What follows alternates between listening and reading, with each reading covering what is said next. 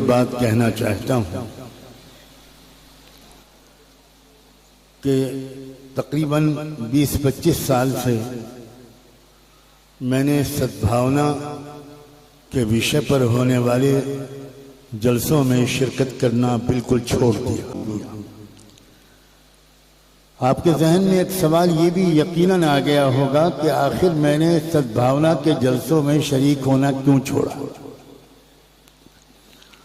मैं बहुत साफ बात करने के लिए बदनाम हूं, तो थोड़ा आप भी बर्दाश्त कर लीजिएगा।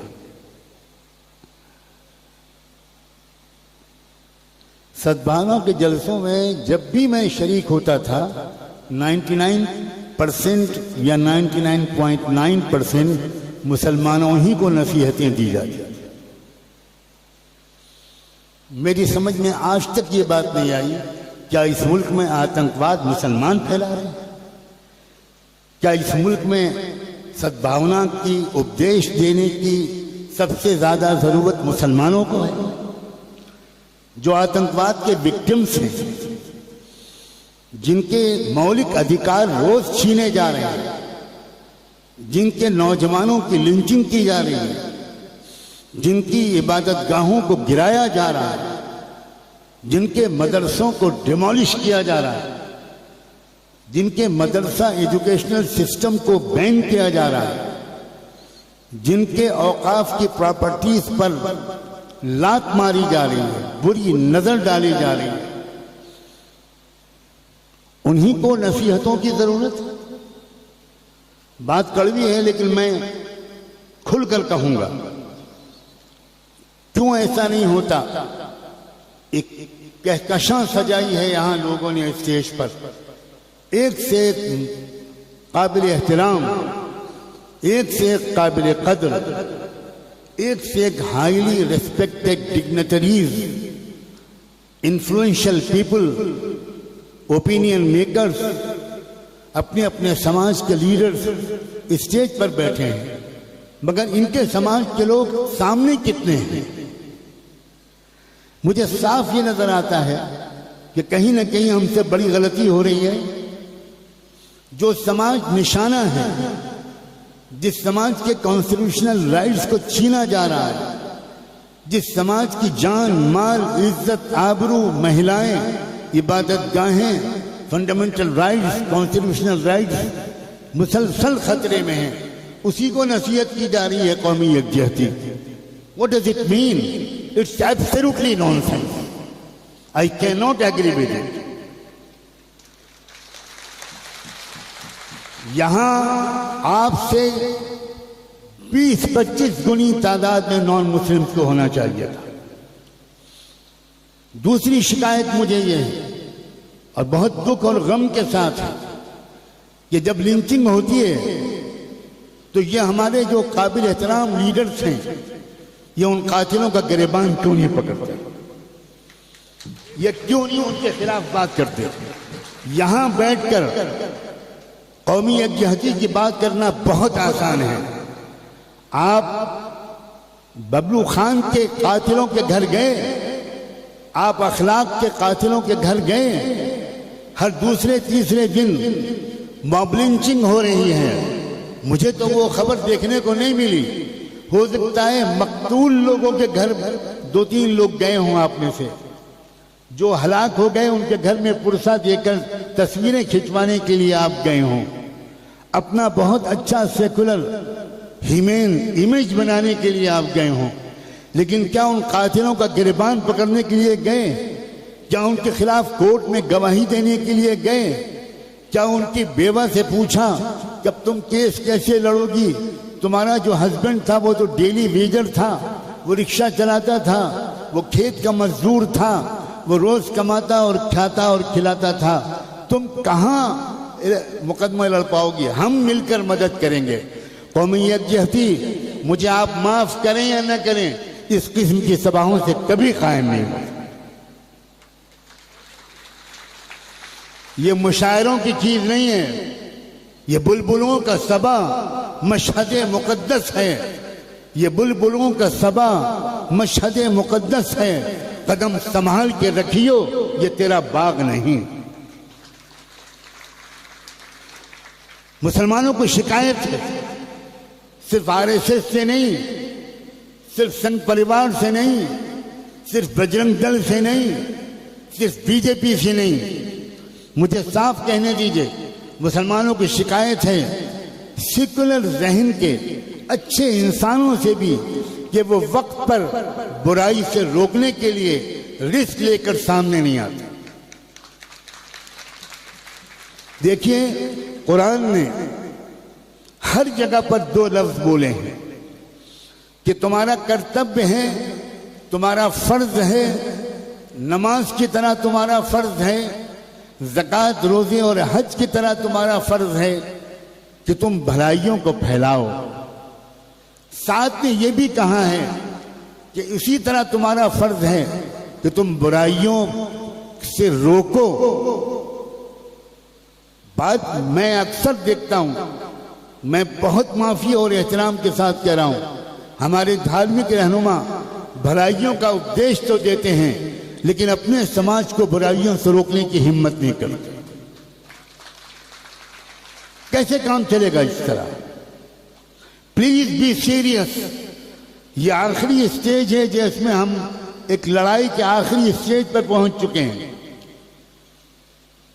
मैं बहुत साफ लफ्जों में मुसलमानों से भी कहना चाहता हूं, मैं मुसलमानों से ये कहना चाहता हूं कि आप पूरे इस्लाम पर अमल नहीं कर रहे। आपने कुर्ता पजामा टोपी और दाढ़ी को इस्लाम समझा है, आपने सिर्फ इस्लाम नमाज को इस्लाम समझा है, आपने सिर्फ जुमे की नमाज और रमजान के रोजों को इस्लाम समझा है। आप भूल गए कुरान की आयत, या अय्युहल्लज़ीना आमनू कूनू क़व्वामीन बिल क़िस्त, ऐ ईमान वालों, इंसाफ का निज़ाम और जस्टिस का सिस्टम कायम करना तुम्हारा फर्ज है। आप भूल गए इस बात को।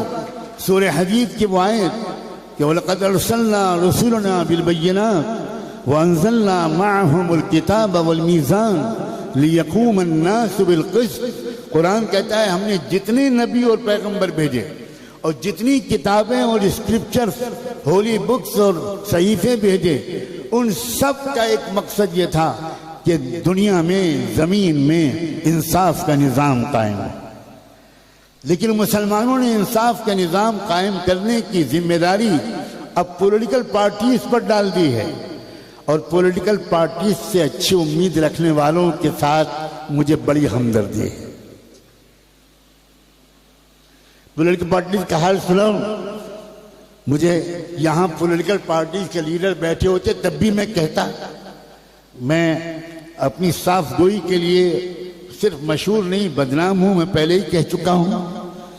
पॉलिटिकल पार्टीज का हाल ये है कि नेताजी सुबह को असेंबली पार्लियामेंट के सेशन में शरीक होने के लिए जाते हैं और वहां से अपनी बेगम को फोन करते हैं, बेगम मैं सफेद धोती पहन के आया था, जरा जल्दी से पीली धोती भेज दो। क्यों? वो पूछती हैं कि क्यों? वो मैंने पार्टी बदल ली है।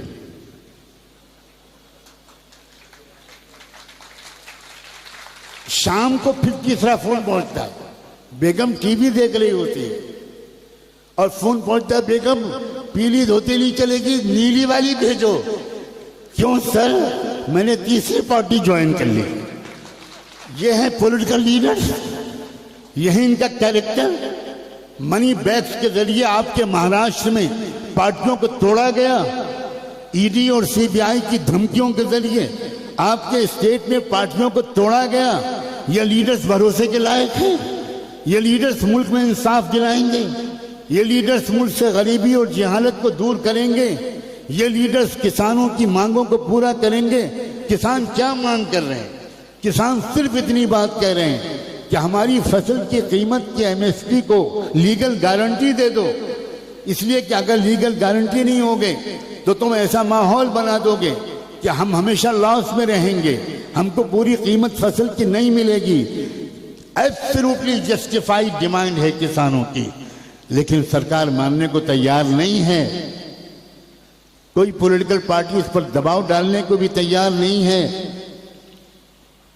ये तो लोकसभा का इलेक्शन के जो रिजल्ट आए हैं, ये जनता की वजह से आए हैं, किसी पॉलिटिकल पार्टी की मेहनत की वजह से नहीं आए।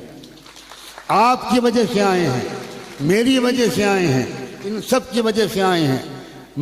इन्होंने तो जितनी मेहनतें की होंगी मैं तो उनका तसव्वुर भी नहीं कर सकता। मैं गरीब आदमी हूँ, मैंने अपने खर्चे से, मैं किसी से खर्चा नहीं लेता, उधार लेकर बीमारी की हालत में 12 स्टेट्स का सफ़र किया और मीडिया से बिल्कुल दूर रहकर जो इन्फ्लुएंशियल पीपल थे जिनसे मैं कभी नहीं मिलता था, फिल्म एक्टर से मिला, अखबारों के एडिटर से मिला, मीडिया के लोगों से मिला, लेकिन उनसे कह दिया कि ये ऑफ द रिकॉर्ड मुलाकात है, मीडिया में मत लाइएगा।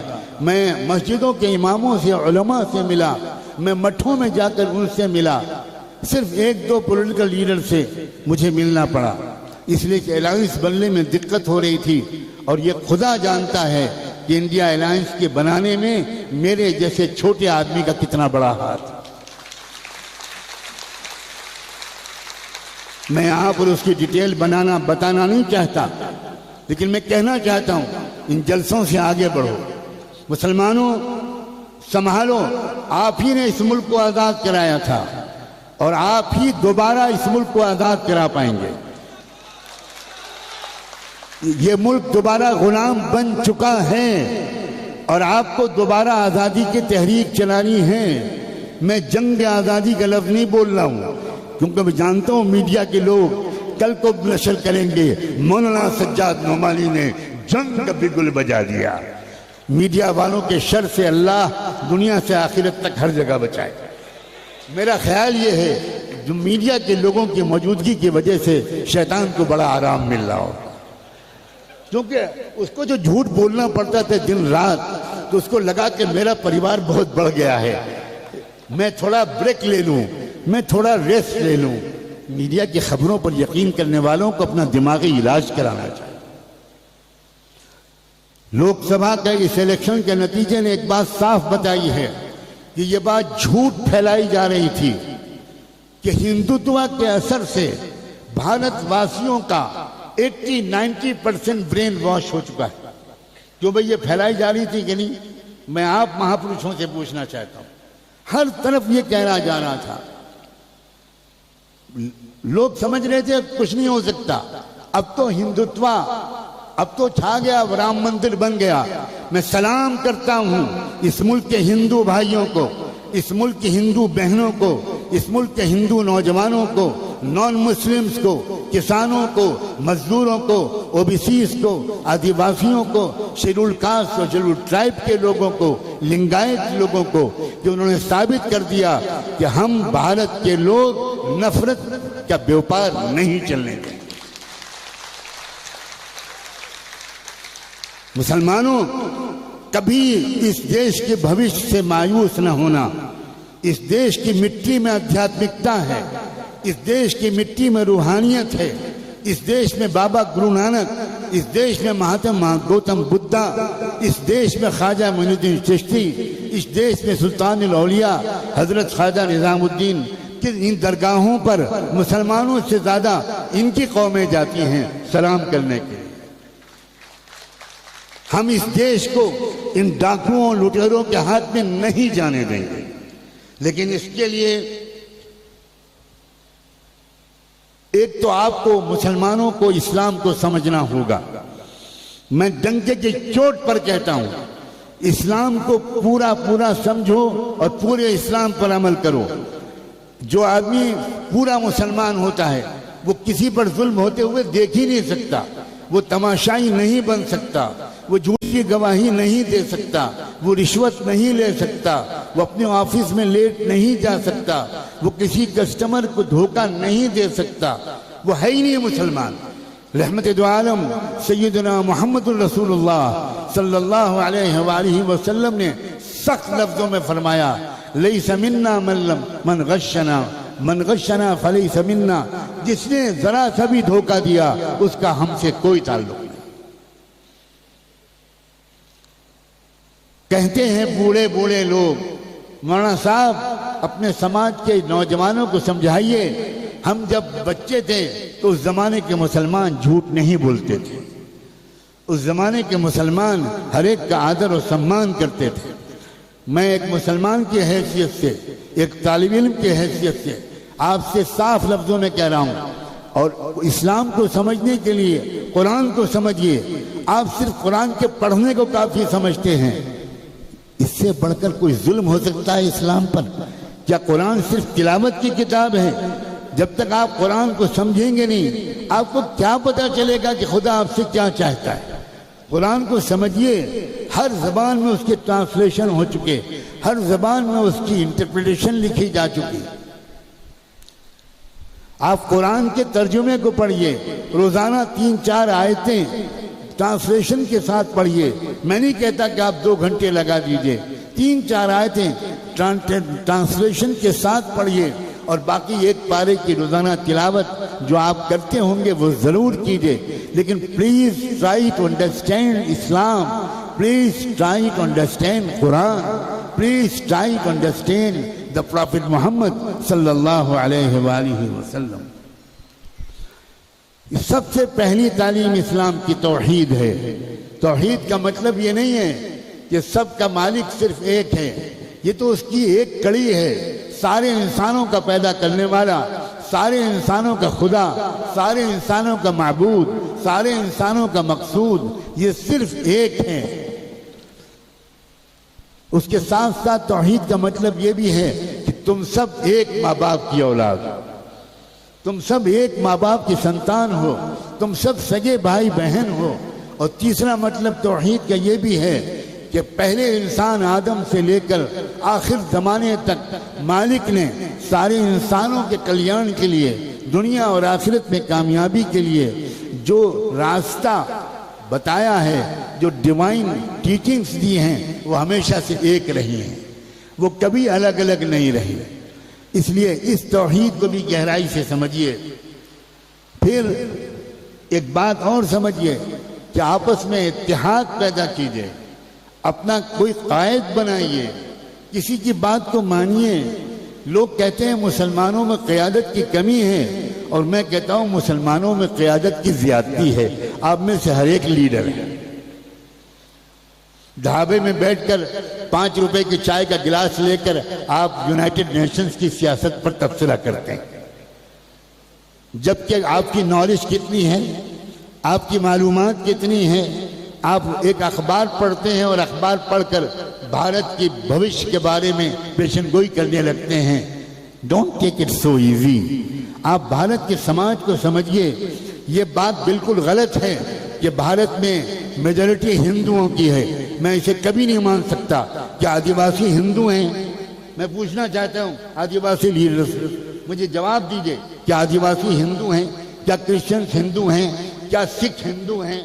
मैं आपसे भी पूछना चाहता हूँ, क्या सिख हिंदू हैं? क्या लिंगायत हिंदू हैं? क्या ओबीसी की 20% लोग हिंदू हैं? ये तो पॉलिटिकली हिंदू बनाया गया है, रिलीजियसली हिंदू नहीं तस्लीम किया जाता। अगर धार्मिक तौर पर हिंदू माना जाता तो हमारे पूर्व राष्ट्रपति राम कोविंद जी जब जगन्नाथ मंदिर के दर्शन और पूजा के लिए गए, क्यों उनको अंदर नहीं जाने दिया गया? क्यों उनको आपत्ति की गई? क्यों उनको रोक दिया गया? Honourable president of India, head of the state, commander general of the arm forces, हमारे सबसे बड़े leader, first man of India, उनको मंदिर में नहीं जाने दिया गया। क्यों? इसलिए कि आप दलित हैं, आप हिंदू नहीं हैं, और इस मंदिर में सिर्फ हिंदू जा सकता है। हमारी इस वक्त की राष्ट्रपति, वो भी जब गई एक मंदिर में दर्शन और पूजा के लिए, she was not allowed to do so, उनको मंदिर में जाने नहीं दिया गया। क्यों? इसलिए कि आप आदिवासी हैं और आप महिला हैं। किसने कहा कि इस मुल्क में हिंदू मेजॉरिटी में? इससे बड़ा कोई झूठ इस आसमान के नीचे बोला ही नहीं गया। अफसोस ये है कि मुसलमान इस पर यकीन कर बैठे, इसलिए कि जैसे तुषार गांधी जी ने बहुत सही कहा कि देश को पढ़िए, समाज को पढ़िए, हिस्ट्री को पढ़िए, सुनी सुनाई बातों पर यकीन मत कीजिए। सुनी सुनाई बातों पर एक लतीफ़ा सुनाने की इजाज़त है, इसलिए कि सीरियस बातों को सुनते सुनते थोड़े आप घबरा भी जाते हैं। शायरी तो मैं करूँगा नहीं, महमूद दरियाबाजी साहब ने पहले ही रोक लगा दी है और मैं उनका एहतराम करता हूँ। मैं लतीफ़ा ज़रूर सुनाऊँगा। सुनी सुनाई बात, हमारे लखनऊ शहर में एक बाजार है, इतना तंग है कि एक आदमी ही जा सकता है उसमें, और उसका नाम है गड़बड़ झाला। मैं उस आदमी को दाद देता हूँ जिसने उस बाजार का नाम गड़बड़ झाला रखा। वो वाकई उर्दू लैंग्वेज का बड़ा माहिर था, बिल्कुल सच गड़बड़ झाला है।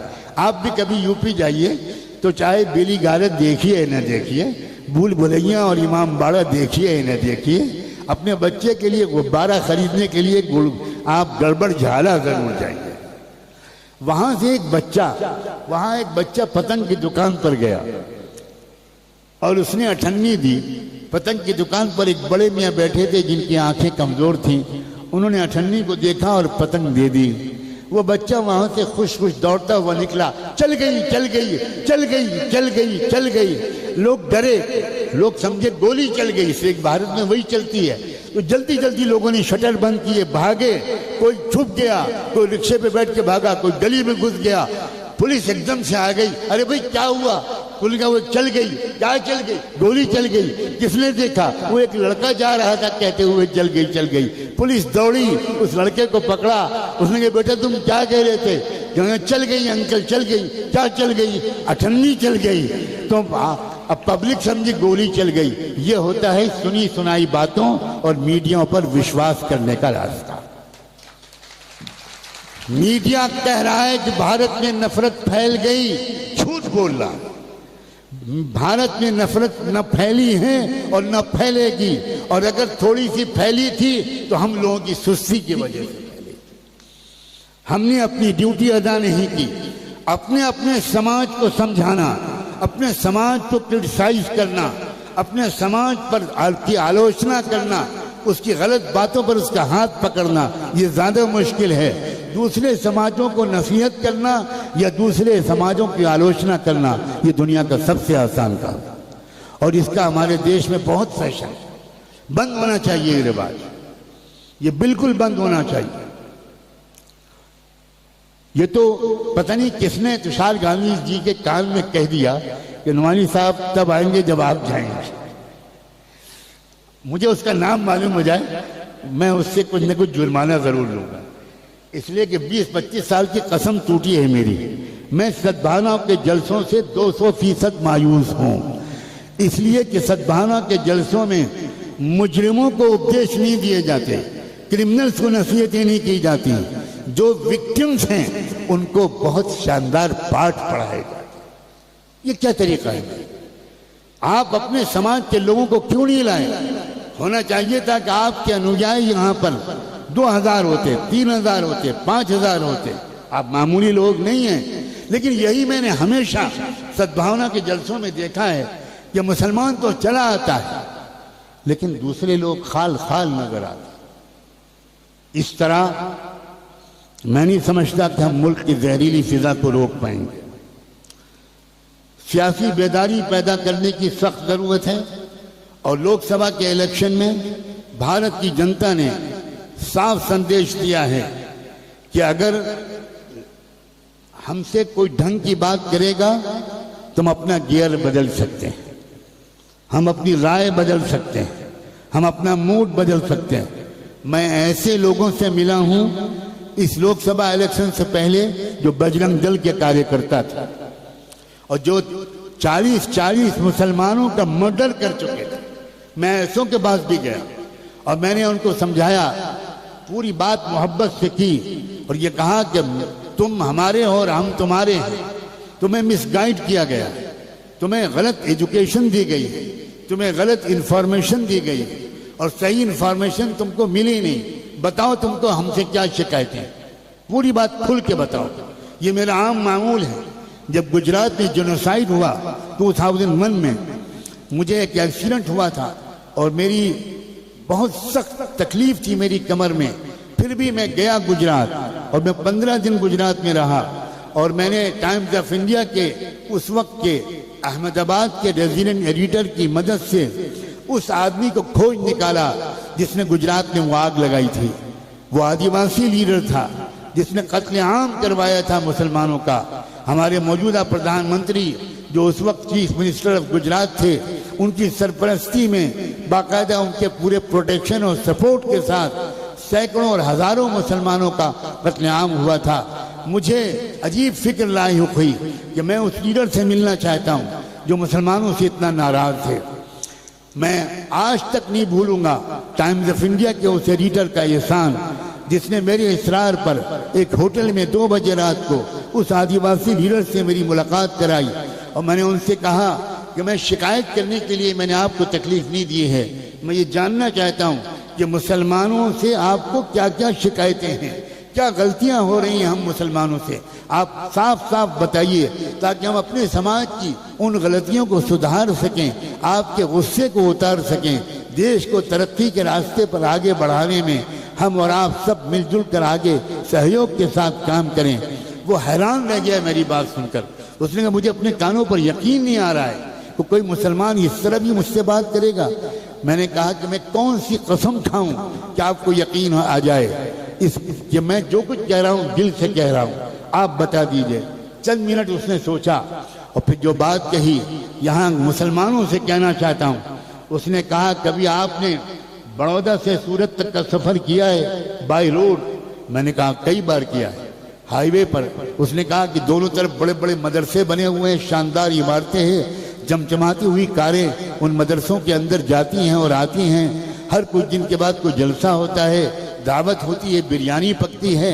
मौलाना नुमानी साहब उस बची हुई बिरयानी को नाले में फेंक दिया जाता है और नाले के पास हम गरीब आदिवासी जिनको एक वक्त की रोटी भी नहीं मिलती, कभी हमको आधी रोटी भी नहीं दी जाती। हमारे अंदर गुस्सा भर गया मुसलमानों के खिलाफ। फिर हमारे पास संघ परिवार के लोग आए, बजरंग दल के लोग आए, उन्होंने हमारे बच्चों के एजुकेशन के लिए स्कूलों में एडमिशन कराए, हम किताबें दी, यूनिफॉर्म दिलवाई, हमें बहुत फैसिलिटीज दी। कहा आप तुम्हारे बच्चों को डॉक्टर इंजीनियर बना देंगे, पीएचडी और यूनिवर्सिटी तक पढ़ा देंगे। तुम एक काम करो, मुसलमानों का गला काट दो, बस जो तुम चाहोगे हम तुमको देंगे। उसने कहा नुमानी साहब हमारे मन में मुसलमानों से गुस्सा भरा हुआ था, हमने सोचा ये अच्छा मौका है बदला लेने का। मुसलमानों अगर तुम इस्लाम पर अमल करते होते तो गुजरात का फसाद ना होता। इस पर जब बजाओ तालियां, ये इस पर बजाओ, अपने चेहरे पर तमाचे मारो, माजरत करो, अपने खुदा से माफी मांगो। इस्लाम पर अमल नहीं करते हम मुसलमान, थोड़े से इस्लाम पर अमल करते हैं। हम सारा इल्जाम मुसलमानों को मैं नहीं दे रहा हूं, मैं जानता हूं इस देश को के दुश्मन विदेशी एजेंसियों के इशारे पर इस देश को तोड़ने पर आमादा है। बांग्लादेश के तजुर्बा सामने है। खुदा न खास्ता अगर यहाँ अराजकता फैली और यहाँ के नौजवान आगे बढ़े, अमेरिका के यूनिवर्सिटियों के नौजवान जो 98% नॉन मुस्लिम हैं, वो कोलंबिया यूनिवर्सिटी में, न्यूयॉर्क में, वॉशिंगटन में, हर जगह खड़े होकर फलस्तीन के हक में नारे लगा रहे हैं। वो क्रिश्चियन हैं, वो प्रैक्टिसिंग ज्यूज हैं, ज़ायनिस्ट नहीं हैं, और वो नारे लगा रहे हैं। और वो बाकायदा पड़ाव डाल दिया उन्होंने यूनिवर्सिटी में, ताला लगा दिया, गेट बंद कर दिया। एजुकेशन नहीं होगी जब तक अमेरिका अपनी फॉरेन पॉलिसी नहीं बदलेगी। कभी भी देश के नौजवानों के अंदर डेमोक्रेसी का सेंस जाग सकता है, कॉन्स्टिट्यूशन को बचाने का मिजाज जाग सकता है। इस लोकसभा के इलेक्शन में जो बीजेपी नीचे आई है, 400 पार के नारा देने वाले 250 पार भी नहीं हो पाए। उसकी बुनियादी वजह यह है कि उनके कुछ बेवकूफ़ लीडरों के जबान से वो बात निकल गई थी जो समझदार लीडर जबान से नहीं कहना चाहते थे। उन्होंने कहा हम संविधान बदल देंगे। अयोध्या ने दिखा दिया हम संविधान नहीं बदलने देंगे। राम मंदिर तुमने बनाया और ये समझ कर बनाया कि देश के आवाम, देश के किसान, देश के मजदूर भूल जाएंगे महंगाई को, भूल जाएंगे बेरोजगारी को, भूल जाएंगे किसानों के साथ होने वाले अत्याचार को, भूल जाएंगे मजदूरों के खिलाफ बनाए गए कानून को, भूल जाएंगे महिलाओं की बेइज्जतियों को, और वो तुमको आंख बंद करके राम के नाम पर वोट देंगे। श्री रामचंद्र जी मर्यादा पुरुषोत्तम। मेरी तो आज तक एक और बात समझ में नहीं आई। एक तरफ तुम कहते हो कि वो इंसान थे, मर्यादा पुरुषोत्तम थे, महापुरुष थे, एक तरफ तुम उनको खुदा मानते हो। इसका मतलब ये हुआ कि तुम्हारी शायद आस्था ये है कि कोई इंसान इंसान रहते हुए अच्छा नहीं बन सकता, उसको तो खुदा बनना पड़ेगा, वरना इंसान तो बुरा ही होता है। क्या नॉनसेंस बातें हैं ये भाई। श्री रामचंद्र जी की सही तारीख हम मुसलमानों के सामने लाओ। अल्लामा इकबाल ने उनको इमामुल हिंद माना है, हम तैयार हैं श्री रामचंद्र जी को इमामुल हिंद मानने पर। हम कृष्ण जी महाराज को मौलाना हजरत मोहानी ने अपनी शायरी के दीवान में उसको जो डेडिकेट किया है उसमें लिखा है कि बहुजूर इज्जत माब श्री कृष्ण जी महाराज पैगंबर हिंदुस्तान अलैहिस्सलाम। आप सोचिए जरा, मुसलमानों के दिल कितना खुला हुआ है। काश आपने मुसलमानों की कदर की होती तो आज भारत सुपर पावर बन चुका है। मुसलमान दिल से चाहता है कि भारत सुपर पावर बने, इकोनॉमिकली बने, साइंटिफिकली बने, फाइनेंशियली बने और मॉरली भी बने, स्पिरिचुअली भी बने। ये कौन सी सुपर पावर है जो अपनी पावर को खाली बमबारी में इस्तेमाल करे? भारत ऐसी सुपर पावर बनने के लिए तैयार नहीं है। भारत वो देश है जिसमें स्पिरिचुअल जो सेंस है, स्पिरिचुअल कैपेसिटी है, along with science and technology की एबिलिटी, ये दोनों जबरदस्त है। मैं दुनिया के बहुत से देशों में गया हूँ, बहुत से देशों में या साइंस और टेक्नोलॉजी की सलाहियत है और या आध्यात्मिकता और स्पिरिचुअलिटी की सलाहियत है। भारत और ये पूरा सब कॉन्टिनेंट ये एक ऐसा इलाका है जिसमें स्पिरिचुअल सलाहियत भी जबरदस्त है और साइंस और टेक्नोलॉजी की सलाहियत भी बहुत है। सही डायरेक्शन चाहिए इस देश को और आम अवेयरनेस चाहिए। और मैं इन तमाम बहुत ही इज्जतमाब कायदीन से ये कहना चाहता हूँ कि आप ऐसा प्रोग्राम जब भी करें उसमें जितनी तादाद में यहाँ मुसलमान हैं उसके कम से कम 5 गुनी बड़ी तादाद में नॉन मुस्लिम को बुलाइए। ये तरीका काबिले बर्दाश्त नहीं है। इट शुड नॉट कंटिन्यू कि सिर्फ मुसलमानों ही को, जिनको मारा और काटा जा रहा है, जिनके गले काटे जा रहे हैं, जिनको जेलों में ठूसा जा रहा है, सुप्रीम कोर्ट थका जा रहा है, रोजाना स्टे देते देते, रोजाना नया ऑर्डर जस्टिस के हिसाब से, कानून के हिसाब से देते देते, रोजाना अंबार लगा हुआ है हमारी अदालतों में। इसलिए मैं इस पर तो मुबारकबाद दूंगा जिन लोगों ने इस प्रोग्राम को मुनक्किद किया, इसलिए कि मुझे उसमें अपने दिल के फफोले फोड़ने का मौका मिल गया। इसमें मुझे साफ साफ बातें कहने का मौका मिल गया और आइंदा के लिए ये पैगाम देने का वादा कर लिया कि आइंदा मैं आने से पहले पूछवाऊंगा कि वहां खाली मुसलमान बैठे हैं, आप शहीदों को कुर्बानी का सबक देने आए हैं। वाह वाह वाह वाह वाह वाह वाह। ये गिलाए जफाए वफा नुमा जो हरम को अहले हरम से है, जो मैं बुत कदे में करूं बयां तो कहे सनम भी हरी हरी। शुक्रिया के साथ मैं अपनी बात को मुकम्मल करता हूं और अपनी कड़वी बातों पर माफी नहीं मांगूंगा, इसलिए कि वो कड़वी बातें सच्ची हैं और सच कड़वा होता है और सच पर माफी मांगने वाला झूठा होता है। बहुत बहुत शुक्रिया।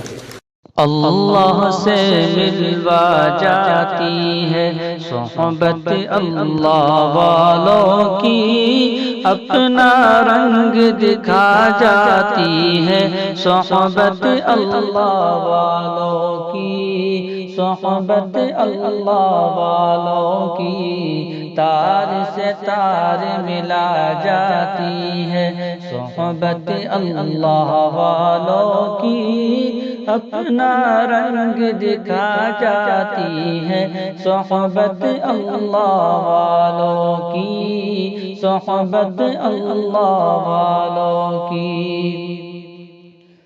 जुल्म सितम हो, दर्द हो, गम हो या कोई हो रंजो अलम, जुल्म सितम हो, दर्द हो, गम हो, या कोई हो रंजो अलम, सारे ताल्लुक रब से जोड़ो, कर देगा वो नजर करम, कर देगा वो नजर करम। अल्लाह से मिलवा जाती है सोहबत अल्लाह वालों की, अपना रंग दिखा जाती है सोहबत अल्लाह वालों की, सोहबत अल्लाह वालों की।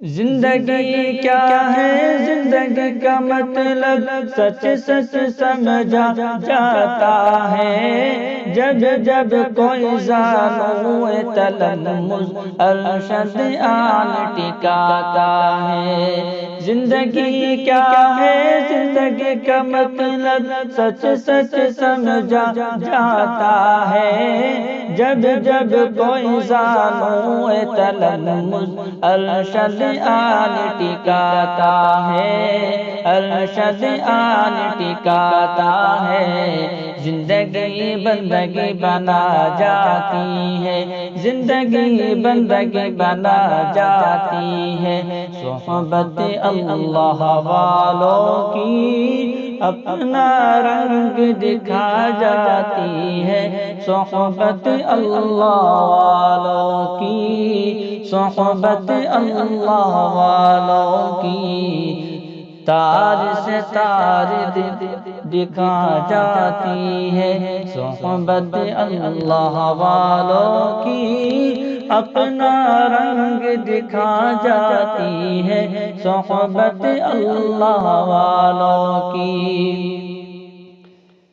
ज़िक्र हक़ की, फ़िक्र हक़ की सच्ची लगन मिल जाती है, क़ल्ब को अल्लाह अल्लाह अल्लाह अल्लाह की धुन मिल जाती है।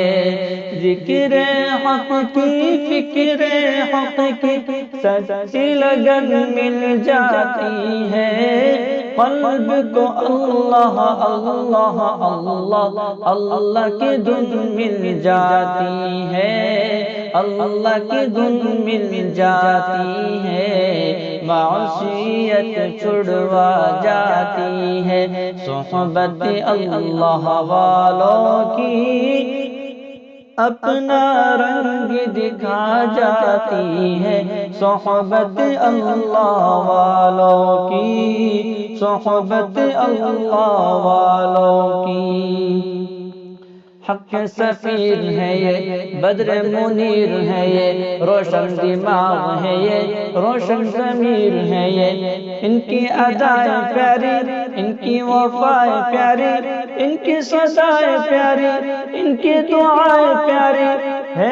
खुश नसीब लोग वो जिनको नसीब हो सोहबत अल्लाह वालों की, अल्लाह से मिलवा जाती है सोहबत अल्लाह वालों की, अपना रंग दिखा जाती है सोहबत अल्लाह वालों की। तार से तार बना जाती है सोहबत अल्लाह वालों की, अपना रंग दिखा जाती है सोहबत अल्लाह वालों की।